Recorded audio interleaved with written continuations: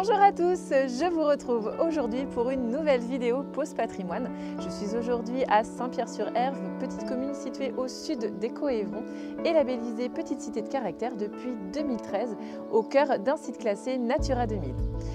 Au programme pour moi aujourd'hui, une jolie balade patrimoniale dans le bourg afin de vous faire découvrir ou redécouvrir ce très beau patrimoine pétrihervien. Allez, suivez-moi, c'est parti!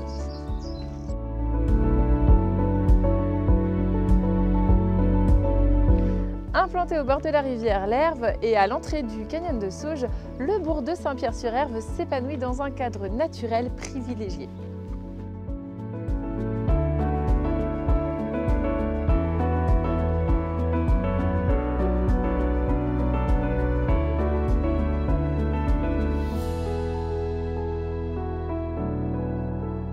De façon assez inhabituelle, ce petit bourg de Saint-Pierre s'est épanoui le long d'une ancienne voie antique et non autour de son église comme c'est le cas habituellement. En effet, cette voie romaine reliant Le Mans à Corseul traversait l'Erve grâce à un gué aménagé près du pont actuel. Ce pont médiéval, qui était piéton, a été construit au XVIIIe siècle, comme l'indique la forme de ses arches. Il était doublé du passage à gué permettant au transport de marchandises de franchir la rivière.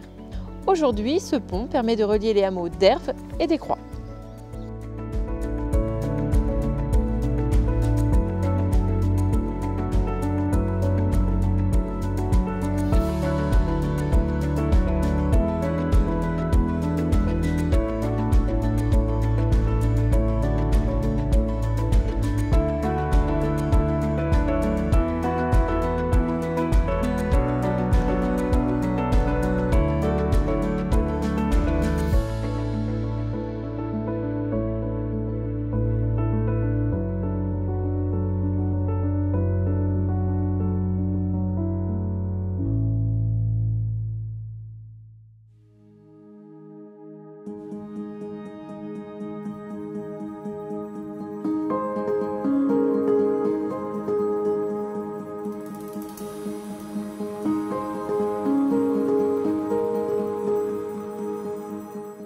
Alors à proximité immédiate du pont piéton, on peut observer ce lavoir qui date du 19e siècle.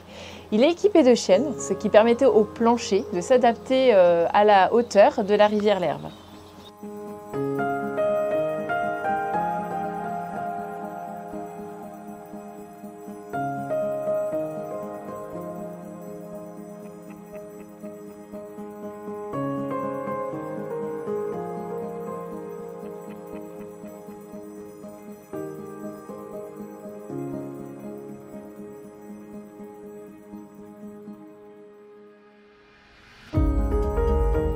Cette église romane possède une tour-porche très massive et à l'intérieur on peut y découvrir 5 statues qui sont classées au titre des monuments historiques. Allez, suivez-moi, on va essayer d'en savoir un peu plus.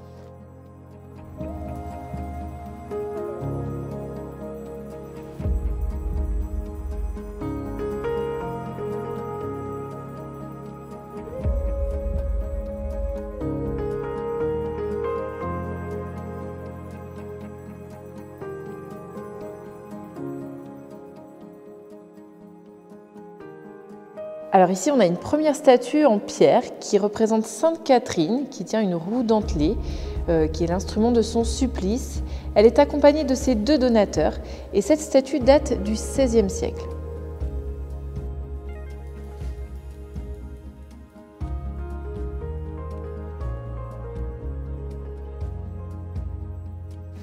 Ici, une Vierge à l'enfant, datée du XVIe siècle, est en terre cuite.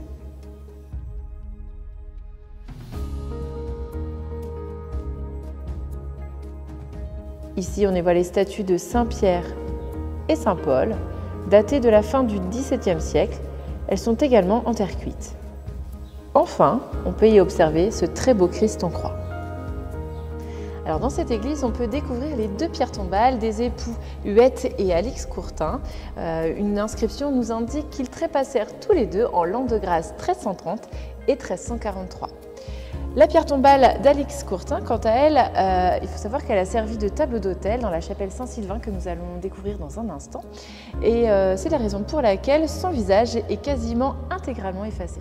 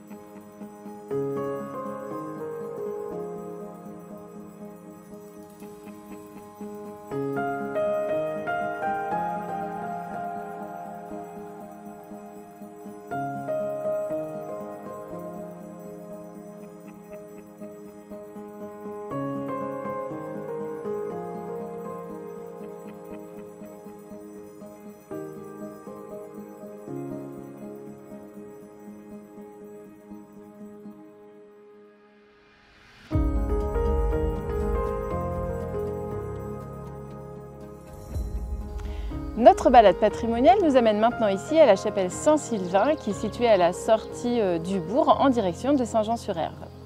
Au VIe siècle, l'ermite Saint-Sylvain, alors originaire d'Aquitaine, décide de s'installer ici sur cette partie de colline qui est entièrement boisée.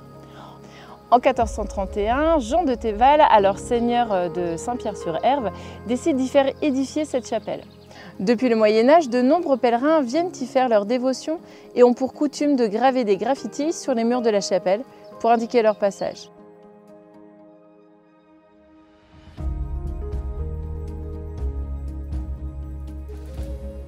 Parmi les inscriptions les plus anciennes sont encore visibles celles de 1739 et 1745.